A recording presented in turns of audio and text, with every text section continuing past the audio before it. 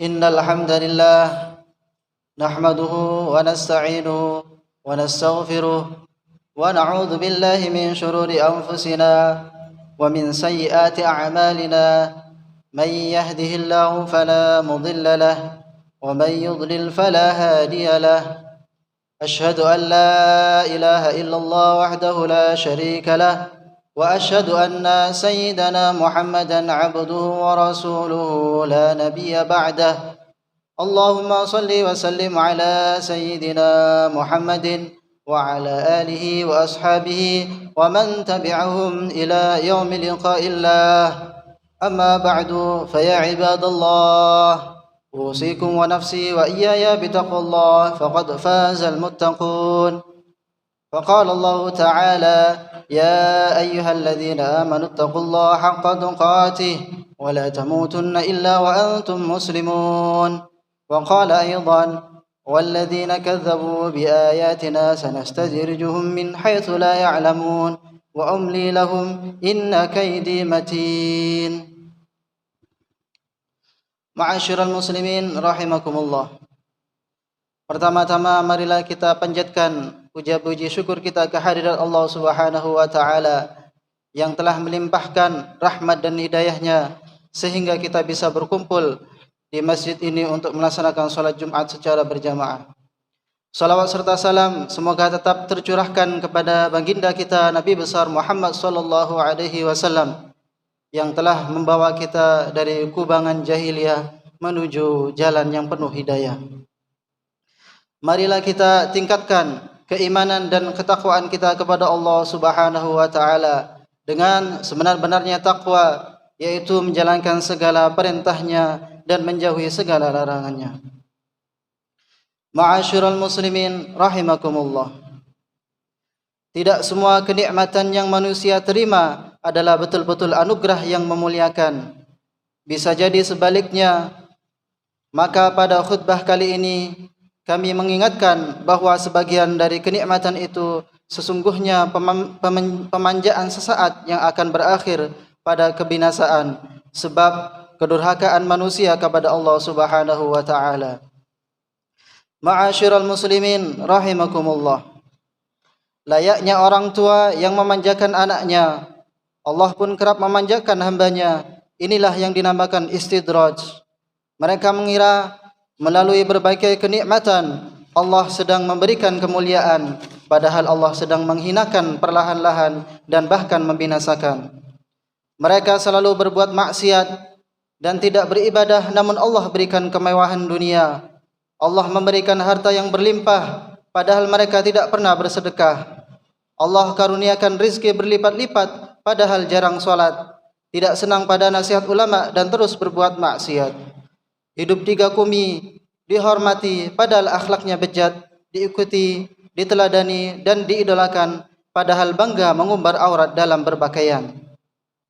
Sangat jarang diuji sakit, padahal dosa-dosa menggunung, tidak pernah diberikan musibah, padahal gaya hidupnya jumawa, meremehkan sesama, angkuh dan berdebah. Allah Subhanahu wa taala berikan anak-anak yang sehat, cerdas, padahal ia memberi makan dari harta hasil yang haram, seperti riba, menipu, korupsi dan lain-lain. Hidup bahagia penuh canda tawa, padahal banyak orang karenanya terzalimi. Karirnya terus menanjak, padahal banyak hak orang yang diinjak-injak. Semakin tua, semakin makmur, padahal berkubang dosa sepanjang umur. Dalam Al-Quran Allah Subhanahu wa taala mengingatkan, "Walladzina kadzdzabu biayatina sanastajrijuhum min haitsu la ya'lamun wa umli lahum inna kaidi matin." Artinya, dan orang-orang yang mendustakan ayat-ayat kami akan kami biarkan mereka berangsur-angsur ke arah kebinasaan dengan cara yang tidak mereka ketahui, dan aku, kata Allah, akan memberikan tenggang waktu kepada mereka. Sungguh rencanaku sangat tangguh. Quran surat Al-A'raf ayat 182 sampai 183. Istidraj itu berasal dari istadraja yastadriju istidrajan, yang berakar kata dari daraja, yang secara bahasa berarti tangga, meningkat sedikit demi sedikit, tahap demi tahap, ataupun perlahan-lahan. Sedangkan secara istilah berarti kenikmatan materi yang diberikan kepada seseorang yang secara lahir semakin bertambah, tetapi kenikmatan yang bersifat imaterial semakin dikurangi atau dicabut, sementara ia tidak menyadarinya. Secara lahiriah, kemewahan duniawi Allah berikan, namun secara batiniah, perintah ketakwaan ia abaikan. Uraian tersebut diperkuat oleh Rasulullah sallallahu alaihi wasallam melalui hadis yang berbunyi, An Uqbah bin Amir, anin Nabi sallallahu alaihi wasallam qala, "Idza ra'aita Allah yu'til 'abda min ad-dunya 'ala ma'asihi ma yuhibbu fa inna ma huwa istidraj." Thumma tala Rasulullah sallallahu alaihi wasallam, "Falamma nasu ma dzukkiru bihi fatahna 'alaihim abwaaba kulli syai'in hatta idza farihu bima utu akhadnahum baghtatan fa idza hum mublisun." Artinya dari Uqbah bin Amir dari Nabi SAW, beliau bersabda, jika kamu melihat Allah memberikan kemewahan dunia kepada hambanya yang suka melanggar perintahnya, maka itulah yang disebut dengan istidraj. Kemudian beliau membaca firman Allah surat Al-An'am ayat 44 yang artinya, maka tatkala mereka melupakan peringatan yang telah diberikan kepada mereka, kami pun membukakan semua pintu-pintu kesenangan untuk mereka, sehingga apabila mereka bergembira dengan apa yang telah diberikan kepada mereka, kami siksa mereka dengan tidak terduga. Maka ketika itu mereka terdiam berputus asa. Hadis riwayat Ahmad. Ma'asyiral muslimin rahimakumullah. Buya Hamka dalam tafsir Al-Azhar jilid 3 menjelaskan bahwa istidraj menurut Quran surat Al-An'am ayat 44 bermakna dikeluarkan dari garis lurus kebenaran tanpa disadari. Allah Subhanahu wa taala memperlakukan apa yang Dia kehendaki, dibukakan segala pintu kesenangan hingga orang tersebut lupa diri. Bila dianalogikan, ibaratnya tidak ingat bahwa sesudah panas pasti ada hujan, sesudah lautan tenang gelombang pasti datang. Mereka dibiarkan berbuat maksiat dengan hawa nafsunya hingga tersesat jauh, lalu siksaan Allah Subhanahu wa taala datang tiba-tiba kepadanya. Ma'asyiral muslimin rahimakumullah. Allah melakukan pembiaran atas maksiat yang mereka lakukan, memberikan kesenangan terus-menerus yang melalaikan, hingga pada saatnya Allah akan mencabut semua kesenangan sampai mereka termangu dalam penyesalan yang terlambat. Hal ini juga terjadi pada zaman dahulu. Istidraj menimpa pada diri Fir'aun dan Qarun. Kita tahu Fir'aun diberikan kekuasaan, tetapi tetap jumawa. Akhirnya Allah tenggelamkan ia karena kepongahannya. Ia menjadi manusia yang sombong dan menentang bahwa mengaku sebagai Tuhan. Akhirnya ia mati, ditenggelamkan di dalam laut bersama pasukannya ketika mengejar Nabi Musa dan Bani Israel. Sedangkan Qarun adalah salah satu orang yang hidup pada zaman Nabi Musa alaihissalam. Awalnya ia adalah orang miskin yang tidak punya apa-apa. Kemudian diajarkan kepadanya oleh Nabi Musa tentang cara mengelola emas. Dalam waktu singkat, ia pun menjadi kaya raya dengan mempunyai banyak emas dan harta melimpah. Akan tetapi lambat laun ia mulai lupa kepada Allah Subhanahu wa taala. Qarun dengan kelalaian pun dibinasakan dengan ditelan oleh bumi bersama harta-hartanya. Wala yahsabanna alladhina kafaru annama numli lahum khairul li anfusihim innama numli lahum liyazdadu itsma walahum adzabun muhin. Yang artinya, janganlah sekali-kali orang kafir menyangka bahwa pemberian tangguh kami kepada mereka adalah baik bagi mereka. Sesungguhnya kami memberi tangguh kepada mereka hanyalah supaya bertambah dosa mereka dan bagi mereka azab yang menghinakan. Surat Ali Imran ayat 178. Ma'asyiral muslimin rahimakumullah.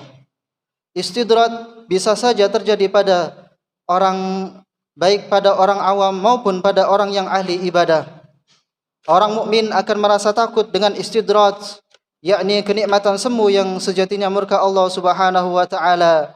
Namun sebaliknya, orang-orang yang tidak beriman akan beranggapan bahwa kesenangan yang mereka peroleh merupakan sesuatu yang layak didapatkan. Biasanya istidraj diberikan kepada orang-orang yang mati hatinya. Mereka adalah orang yang tidak merasa bersedih atas ketaatan yang ditinggalkan dan tidak menyesal atas kemaksiatan yang terus dilakukan. Secara psikologis, Orang yang tertimpa istidraj, perilakunya sangat terlena dengan semua yang ia punya, sehingga lupa bahwa semuanya hanyalah titipan sementara. Dia lupa bersyukur atas nikmat yang diberikan. Begitu juga ia gemar melakukan kemaksiatan tanpa merasa berdosa dan menganggap nikmat yang Allah berikan merupakan sebuah kebaikan untuknya. Ketika hal ini terjadi, maka akan berakibat nantinya mendapatkan siksaan dari Allah Subhanahu wa taala dari arah yang tidak disangka-sangka.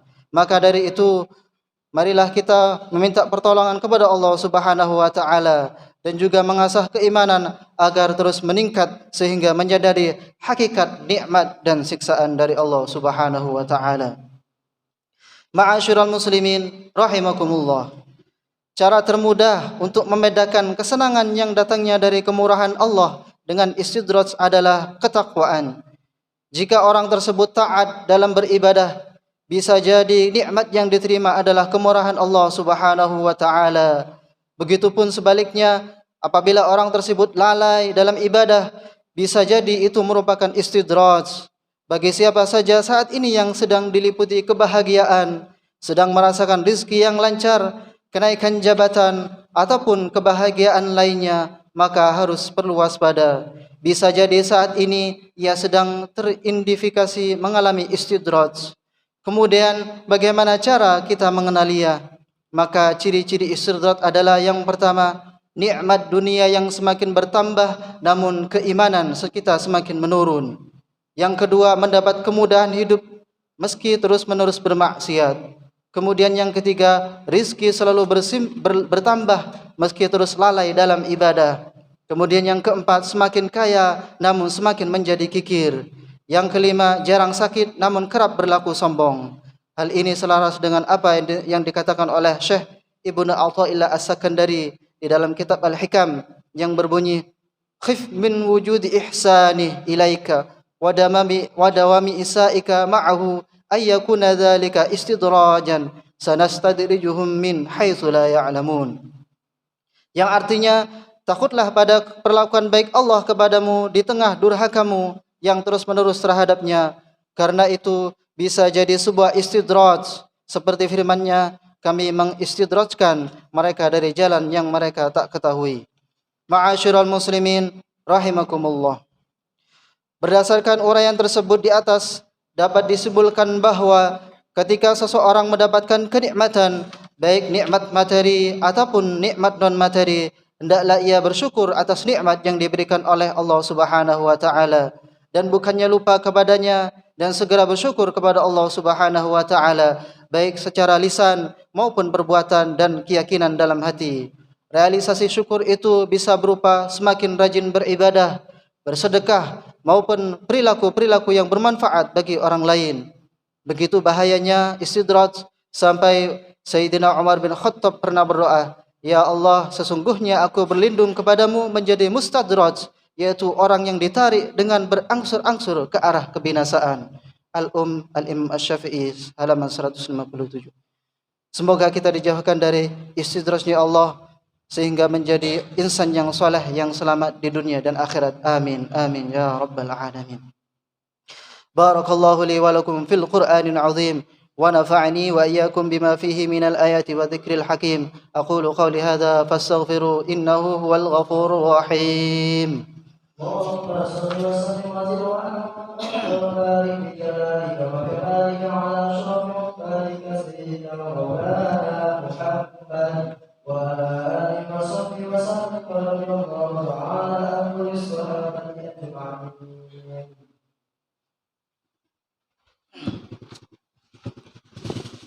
Alhamdulillah hamdan katsiran kama amar. Asyhadu an la ilaha illallah wahdahu la syarika lah irghaman jahada bihi wa kafar. Wa asyhadu anna sayyidana Muhammadan abduhu wa rasuluhu sayyidul insi wal bashar.